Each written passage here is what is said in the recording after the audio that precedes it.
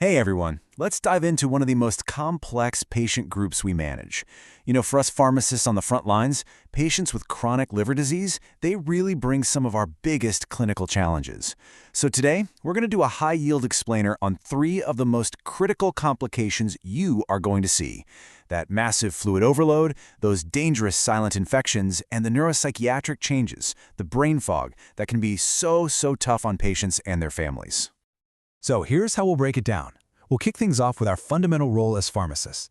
Then we'll tackle ascites, that's the fluid. Then spontaneous bacterial peritonitis, or SBP.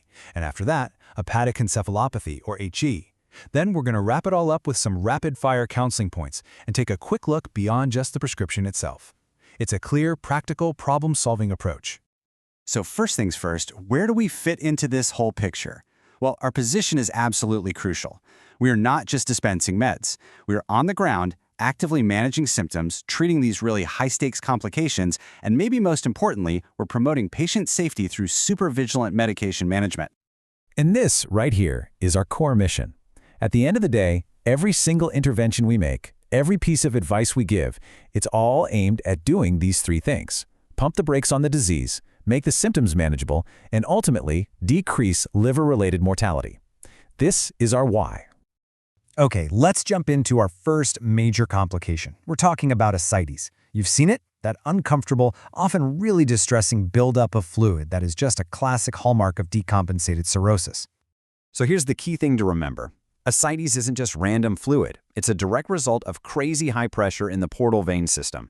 And once you get that, our whole treatment strategy makes sense because it's all about fighting that fluid retention. Management is really a 3-pronged attack. It all starts with counseling on strict sodium restriction. Less than 2 grams a day is the magic number. Then we bring in the big guns, diuretic therapy. And just as important is step 3, we have to be detectives and take a hard look at that patient's med list to get rid of any drugs that are making things worse. Now let's talk about the dynamic duo, spironolactone and furosemide. Spironolactone is our go-to first-line agent. Why? Because it directly fights the aldosterone that's driving all this fluid retention. But, and this is a big but, we have to warn patients about high potassium and painful gynecomastia. And that's where its partner, furosemide, comes in. We add it to boost the diuretic effect and, crucially, to help balance out those potassium levels. They just work better together. Okay, everybody lean in. If you take one single thing away from this section, please make it this. For a patient with cirrhosis and ascites, NSAIDs are an absolute, non-negotiable, hard stop. The risk of wrecking their kidneys is just way too high. This is a giant red flag you have to look for in every single medication review. Now, this next complication builds directly on what we just talked about. See, all that acidic fluid can basically become a petri dish for bacteria, leading to something called spontaneous bacterial peritonitis, or SBP. And this isn't a minor issue. This is a life-threatening emergency that needs our immediate attention. So, how do we actually know it's SBP? A patient might have a fever or some belly pain, but honestly, a lot of the time the signs are super subtle. Maybe just a little confusion or they just seem off. The real diagnosis isn't based on symptoms. It comes from one key lab value. And here it is. This is the number that matters. The diagnosis is confirmed when a sample of that acetic fluid shows a PMN cell count greater than 250. That's it. That's the definitive marker that screams, start antibiotics right now. As pharmacists, this is where we can really shine. Prevention. We have to make sure that high-risk patients are on prophylaxis. Now, who's high risk? Well, anyone who's had SBP before. That's a no-brainer. That's secondary prophylaxis. But also patients who haven't had it yet but are at high risk, specifically those with really low protein in their acidic fluid. And for both groups, the drug of choice is typically norfloxacin. All right, on to our third and final major complication, hepatic encephalopathy, or HE. This is what happens when the liver is so sick it can't clear toxins like ammonia from the blood anymore. And those toxins travel to the brain, causing some pretty significant neuropsychiatric symptoms. Now, the most important word on this slide, the one you have to shout from the rooftops, is reversible. Yes, HA can cause a terrifying range of symptoms, from mild confusion all the way to a full-blown coma, but it can be managed. It can be reversed with the right therapy. And that is such a hopeful and critical message for patients and their caregivers. So, what's in our toolbox? Our mainstays are lactulose and rifaximin. Lactulose is always first line. It cleverly works by pulling ammonia into the gut and then flushing it out. Rifaximin is a special gut-specific antibiotic that we add for patients who aren't responding to lactulose or to help prevent another episode from happening.